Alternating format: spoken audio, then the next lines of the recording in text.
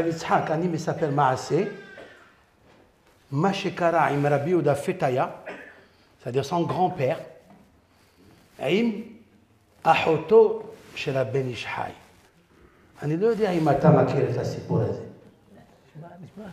Je veux raconter une histoire et je lui demande à Yitzhak, j'avais vu une histoire extraordinaire, écoutez ça, la force de la Emouna, la puissance de la Emouna.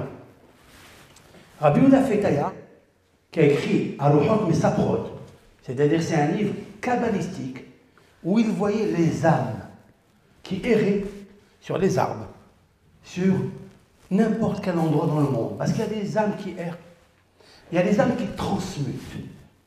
Et le Rav, il appelle son livre intitulé Ruhot, les esprits Mesaprot, qui racontent. Dans ce livre-là, il y a beaucoup de Kedusha. C'était un exorcisme.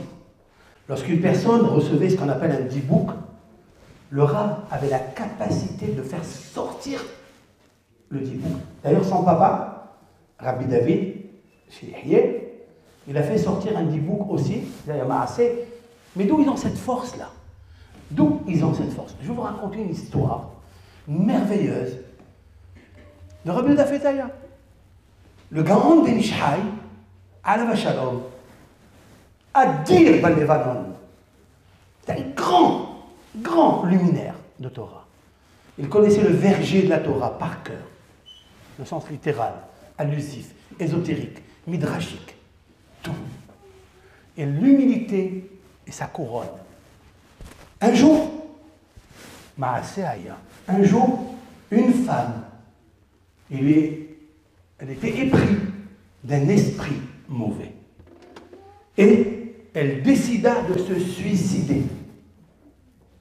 Rasta dit Abel Isha, Bismillah Ben Ishai. Donc quand Ben Ishai a entendu ça, qu'est-ce qu'il a fait?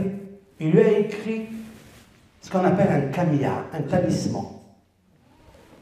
Il lui a donné quelque chose dans un plastique où il a attaché et il leur a dit de ne pas voir ce qu'il y a dedans. Puis, cette femme, elle a porté ce talisman. Tout le temps qu'elle portait ce talisman, elle est restée en vie.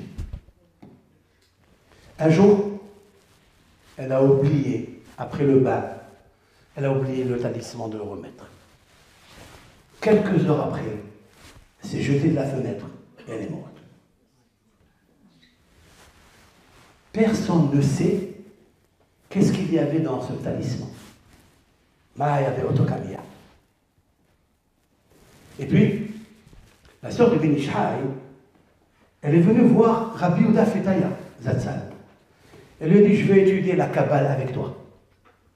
Je vais étudier la Kabbale, la mystique juive, je vais étudier avec toi. Il lui dit, d'accord, tu es de ma famille, mais à une seule condition.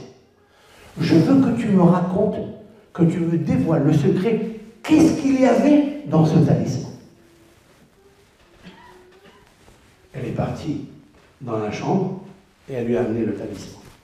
Elle lui a dit, Kvod Arav, ouvrez le talisman. Il a ouvert le talisman. Il y avait quoi? La matzah shmura de Afikomen. Pas plus et pas moins.